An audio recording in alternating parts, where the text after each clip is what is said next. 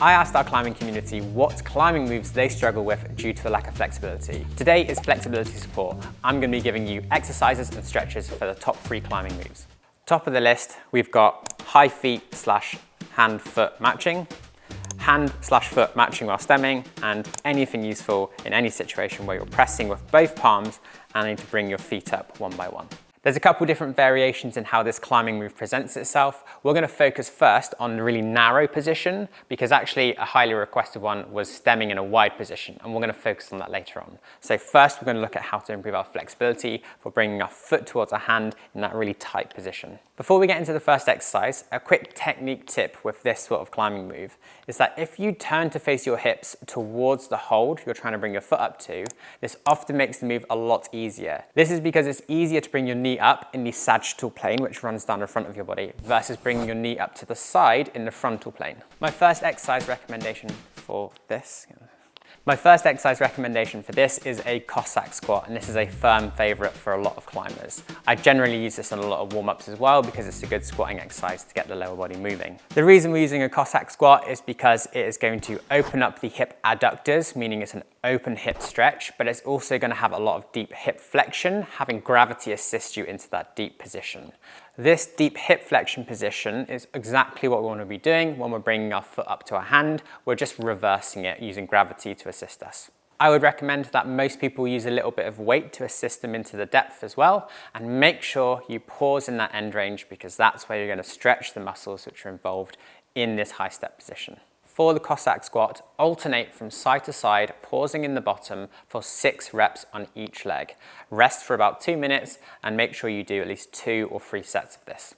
A couple form cues with this one is to not lean over the foot you're squatting over. You want to keep your torso facing forwards and upright throughout the whole movement. If you're also limited by ankle flexibility, it's okay to let the heel raise a little bit or use a platform under the heel to help you maintain the depth in your squat. Next up is a static stretch, and this is a yoga squat or a malasana squat. Essentially, when we look at this position on the climbing wall, we are deep into a squatting position or hip flexion, whether that's on one foot or both feet at the same time.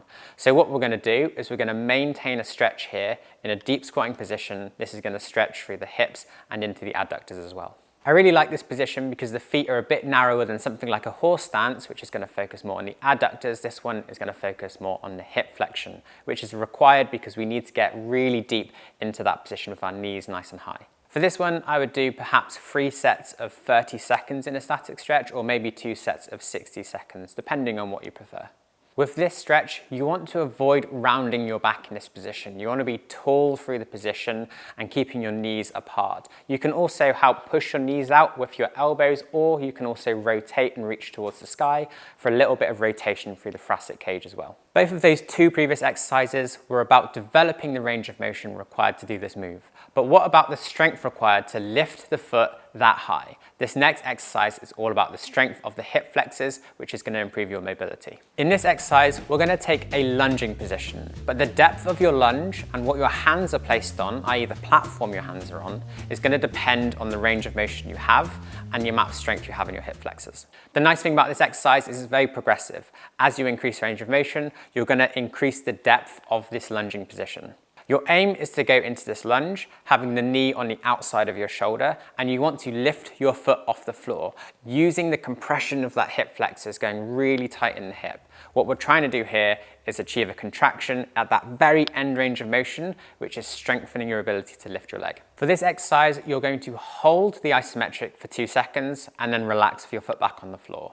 You repeat that process, holding for 2 seconds, relaxing on the floor, for somewhere between 4 to 6 repetitions. You then rest for 2 minutes and repeat for 2 to 3 sets of this on both legs. Before we move on to the next one, a quick note about this specific climbing move, and it's something that I still struggle with and still need to keep on improving, is that it's very much dependent on your anatomy and your build. As an example, I have a negative apendex, meaning my arms are quite short compared to my height, and I actually have really long legs for my height. So the amount of space I can create by palming into a hold is going to be relatively smaller for the amount of leg I need to get into that position. This means that if you are a certain build, that you'll find this move really hard despite how flexible you get, whereas if you have really long arms and quite a short lower body, you'll generally find this move really easy. Climbing move number 2, and this is anything requiring side split type of movement. And another one said, lifting your leg to your hand when in a bridging corner or when you're stemming. So this is a similar type of climbing move to what we've just looked at, but we're going to look at this from a wide move perspective. So now the main difference is our hamstrings are going to be the limiting factor for most people. This is because when we bring our leg up to our hand, in a narrow position, we have a lot of knee flexion. Our heel is pulled towards our body, and so the hamstrings are in a short position. When we need to bring our foot to a wide stemming position, we need to kick that leg out and extend the knee. This means that the hamstring needs to lengthen, and for most people, that's where the limiting factor is going to come into it. To keep it really simple, I wanted to find an exercise that would work on the 2 elements we need for this climbing move. That being hip flexion, we're bringing our leg up to our hands, but also hip abduction, meaning the leg is off to the outside. And so I chose to use a straddle up exercise for this because it has an element of hip flexion or folding, and it has an element of width between our legs that we want to progress as well.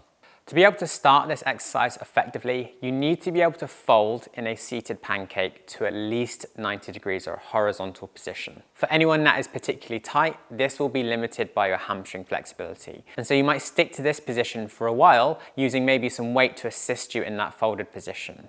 Once you can comfortably get this folding position, we're going to work on the width of our legs and therefore the depth of our hips, trying to progress this over the weeks and months within our training routine. Look at this movement as a weight shift movement. What we are doing is we are leaning forwards into it. We are shifting the weight towards the front of our feet and bringing our hips off of the box.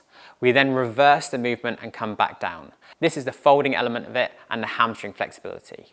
As we can comfortably do this, we're going to maximize the width between our feet, and we might need to lower the hips for this as well. Progressively over the sets and even within the reps, we're going to go slightly wider between the feet, slightly wider between the feet, and wider again until we are at our maximum width. In this way, we're going to be training that side split position and the ability to bring our leg really far off to the outside in a stemming or bridging position. We're looking for really nice slow movement here. We are not using momentum to achieve this, and we're going to go for 6 to 8 reps, going deeper each time, and we're going to do 2 to 3 sets with 2 minutes rest in between.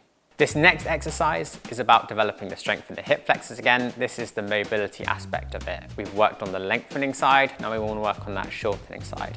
And this exercise is stolen from ballet. This is a barre leg lift, barre, and we're going to do it off to the outside, and we're going to use a barbell for this because we can adjust the height of it to increase the range of motion we're working in. The aim here is to be working in that end range, just doing small lifts off of the barbell. And again, like we did with the exercise previously in strengthening hip flexors, we're going to lift for 2 seconds and we're going to lower for 2 seconds, repeating this for 6 reps. 2 to 3 sets of this should have your hip flexors pretty worked. The third climbing move is high feet again. People really struggle with high feet. But in this case, we're saying high feet in a balanced position, think a no hand slab. I feel like when I can muscle up with my upper body, I can leverage myself up more. But when being delicate, I struggle with mobility. And the other person said here, vertical or slab, being able to keep my hips close to the wall when doing high steps. And that last bit is really important. High steps are often okay for people if we can lean out from the wall, or we can just pull ourselves up to the hold. But when we want to keep our hips close to the wall and the handholds are rubbish, we need to bring our foot up without our hips dropping away from the wall. And that's what we're going to try and develop. For the first climbing move, the hand-foot match, I mentioned a good technique can be to turn your hips towards the hold you're trying to put your foot on. And this can give you more hip flexion, give you more range of motion essentially. But if we're trying to keep our hips close to the wall, that can often be a really inefficient way of bringing your foot up because you often have to turn your hips out and your center of gravity moves away from the wall. If we're trying to be really efficient and keep our hips into the wall, what we want to be able to do is externally rotate the hip and have hip abduction. So our hips stay sucked into the wall, but that leg is coming off up and to the outside in an open hip position. Something like the yoga squat that I mentioned earlier is a good option for this, but I'm going to use an exercise here which takes a different approach, and we're going to use tempo stretching. Something that's going to add some weight and use a little bit more leverage to take you into a more intense stretch. So for this one, we're going to use a weighted butterfly stretch. I find this exercise particularly useful for people that feel really tight, just feel like they've got loads of intrinsic muscle tone and they just don't relax when it comes to static stretching.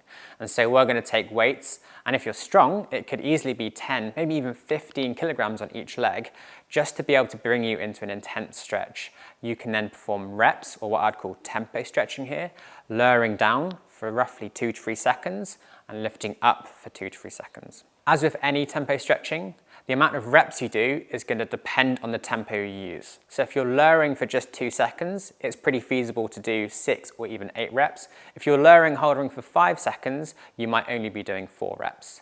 And generally, I'd repeat this for 2 to 3 sets, resting 2 minutes in between.